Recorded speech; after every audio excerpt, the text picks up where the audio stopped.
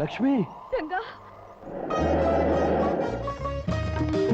లక్ష్మి నీకు మాట వచ్చింది లక్ష్మి. నాకు మాట వచ్చింది. నేను మాట్లాడగలుగుతున్నాను రంగా. నా ఆశ నెరవేరింది లక్ష్మి. నిద్రపోయిన నీ గొంతు మేల్కోవాలని, ఆ మేల్కొలుపులోంచి వచ్చే పిలుపు నా గుండెలో మారుమ్రోగాలని నేను కన్నకల నిజమైంది లక్ష్మి. రంగా అని నువ్వు పిలిచే పిలుపు బంధమై అనుబంధమై శాశ్వతంగా మన కలిపేసింది లక్ష్మి, కలిపేసింది. రంగా, నీ మీద నా గుండెలో ఉన్న కొండంత ప్రేమని మళ్ళీ మళ్ళీ నీకు చెప్పడానికి నాకు మాట వచ్చింది రంగా. రంగడంటే నాకు ఇష్టమని చెట్టుతోనూ చేవతోనూ నీటితోనూ నేలతోనూ పిలిచి పిలిచి హరిచేర్చి చెప్పడానికి నాకు మాట వచ్చింది రంగా. మన మధ్య గల ప్రేమానుబంధం మూడు ముళ్ళ బంధమై జన్మ జన్మలకి మనల్ని కలిపి ఉంచుతుందని లోకానికి చెప్పడానికి నాకు మాట వచ్చింది రంగా. నాకు మాట వచ్చింది.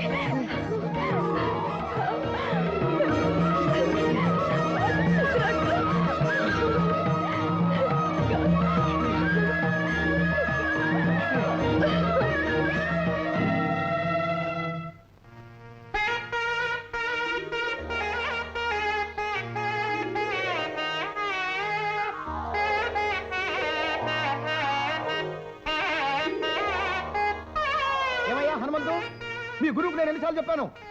నా బాక్య తెచ్చలవయ్యా మగడా, నీ పిల్లనిచ్చి పెళ్లి చేయమని చెప్పారా? నా మాట విన్నాడా? మీరు చెప్పిన విషయం అంత బాగుండలేదు, అందుకని వినలేదండి. ఓహో, నేను చెప్పిన విషయం బాగుండలేదు కాబట్టి మీరు వెళ్ళలేదు. మీకు బాగున్న విషయాలు చెప్పడం కోసం నేను రోజు వస్తూ ఉంటాను. మీరు నా చెవుల్లో సన్నాయి వాయిస్తూ హింసిస్తూ ఉంటే భరిస్తూ ఉంటాను. ఆహా, ఎంత బాగుందయ్యా.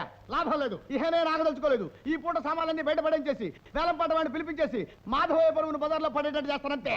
తొందరపడకండి, మా గురువు గారు పక్కూరు వెళ్ళాను, నేను వెళ్ళి పిలుచుకొస్తాను. ఆయన వచ్చేదాకా కాస్త ఓపిక పట్టి కూర్చోండి.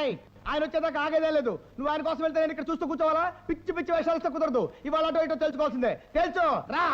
సింగరాజు, ఒక్క మాట. ఇంకో అబద్ధం మాట? ఏదో ఒక అబద్ధం చెప్పడానికి ఇక్కడి నుంచి గంటేయాలనుకుంటున్నావా? నేను వెళ్ళను. అదేం కాదు, నేను నిన్ను పెళ్లి చేసుకోవాలనుకుంటున్నాను. అమ్మా, నువ్వు చెప్పేది నిజమా అబద్ధమా? నిజమే సింగరాజు. నా పెళ్లి కొన్ని సమస్యలకు పరిష్కారం కలిగిస్తుంది, కొన్ని కథలకు ముగింపు పలుకుతుంది. అందుకే పక్కూరు వెళ్ళిన మా నాన్నగారు తిరిగి వచ్చేలోగా మన పెళ్లి జరిగిపోవాలి. పరాయి మనిషికి తెలియకుండా ఈ పెళ్లి జరిగిపోవాలి. వెంటనే వెళ్ళి ఊరి చివరున్న గుళ్ళో మన పెళ్లికి ఏర్పాట్లు చేయి. పెళ్లి సింగరాజు. ఇదేమిటి, నిజమేనా? అదెంత పని క్షణంలో చేసేస్తా.